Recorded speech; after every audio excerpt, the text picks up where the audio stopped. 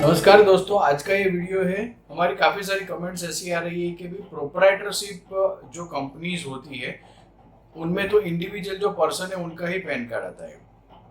तो वो रिपोर्ट अलग है और जो इंडिविजुअल रिपोर्ट का पैन कार्ड है वो अलग है। तो ये क्या है, या प्रोप्राइटरशिप का रिपोर्ट अलग से निकलता है या जो इंडिविजुअल रिपोर्ट है वो अलग निकलता है? क्योंकि काफ़ी सारे व्यूअर्स ने ऐसा डाला है कि सर मेरी प्रोप्राइटरशिप एक फॉर्म है, उसका पैन नंबर और इंडिविजुअल मेरा जो पैन नंबर है वो सेम ही है,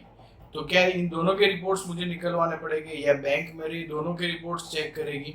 कुछ व्यूअर ने ऐसा भी डाला हुआ है कि भाई सर इंडिविजुअल रिपोर्ट्स के अंदर मैंने मेरी कंपनी के नाम पे जो लोन ली हुई है वो भी उसमें आ रही है और बैंक ने बोले कि ये रिपोर्ट आपका जनरेट नहीं हो रहा है, तो कुछ क्वेरीज है, आप डिपार्टमेंट में चेक कीजिए। कुछ व्यूअर्स डाल रहे हैं कि सर प्रोप्राइटरशिप जो फॉर्म है मेरी, वो प्रोप्राइटरशिप फॉर्म के अंदर कुछ भी शो नहीं कर रहा है, सब मेरे इंडिविजुअल रिपोर्ट में शो कर रहा है। या फिर काफ़ी सारी कमेंट्स हैं, इसलिए मैंने सोचा कि इसके लिए एक पूरा वीडियो में बना दूं जिससे ये पूरा कॉन्सेप्ट आपको क्लियर हो जाए। प्रोप्राइटरशिप जो फॉर्म्स होती है उनका जो पैन नंबर होता है और जो इंडिविजुअल पर्सन होता है उनका पैन नंबर वो सेम ही होता है, उनमें कुछ डिफरेंस नहीं होता है। क्योंकि प्रोप्राइटरशिप में जो मालिक की कंपनीज उनके नंबर्स और इंडिविजुअल के वो सेम होते हैं। अभी ये क्वेरीज क्यों आती है? अभी कब कस्टमर जब लोन लेने के लिए जाता है, अब वो मान लीजिए कि श्रीजी एंटरप्राइज करके कोई प्रोप्राइटरशिप कंसर्न है,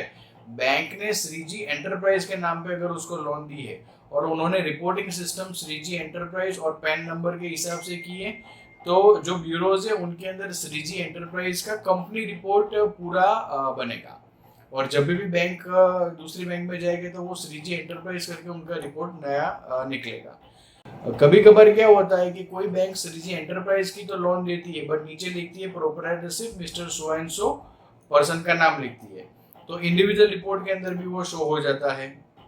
तो उससे कोई परेशान होने की बात नहीं है। इंडिविजुअल रिपोर्ट और कंपनी रिपोर्ट दोनों के अंदर जो रिपोर्टिंग है वो जो एग्जिस्टिंग जो कस्टमर ने लोन ली है उसी का रिपोर्टिंग आएगा। मीन्स आपको बैंक मैनेजर को बोलना है कि सर आप उनका रिपोर्ट श्रीजी एंटरप्राइज का रिपोर्ट निकालिए या आप कोई भी रिपोर्ट निकालिए, मेरे इंडिविजुअल उन्हीं में आएगा। अभी मान लीजिए कि कभी इंडिविजुअल में आता है और कंपनी में नहीं आता है और कंपनी में आता है और इंडिविजुअल में नहीं आता है, तो ये भी कोई प्रॉब्लम वाली ये कुछ बात नहीं है। वो बैंक ने क्या रिपोर्टिंग किया है, आपने कौन सी कैपेसिटी के ऊपर लोन लिया है, इन सब के ऊपर ये सब डिपेंड्स होता है, नहीं कि ये पैन नंबर के ऊपर होता है। बैंक क्योंकि पैन नंबर तो आपका एक ही है,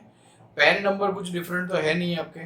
तो बैंक ने रिपोर्टिंग श्रीजी एंटरप्राइज करके प्रोप्राइटरशिप फॉर्म को किया होगा तो कंपनी रिपोर्ट में वो डेटा चला जाएगा, और बैंक ने रिपोर्टिंग किया होगा सो एंड सो प्रोप्राइटर के नाम पे वो फॉर्म है तो इंडिविजुअल रिपोर्ट में चला गया होगा। कुछ बैंक्स तो क्या करती है, दोनों उनका जो श्रीजी एंटरप्राइज में जो प्रोप्राइटरशिप कंसर्न है उनमें भी वो रिपोर्टिंग करती है और इंडिविजुअल में भी करती है,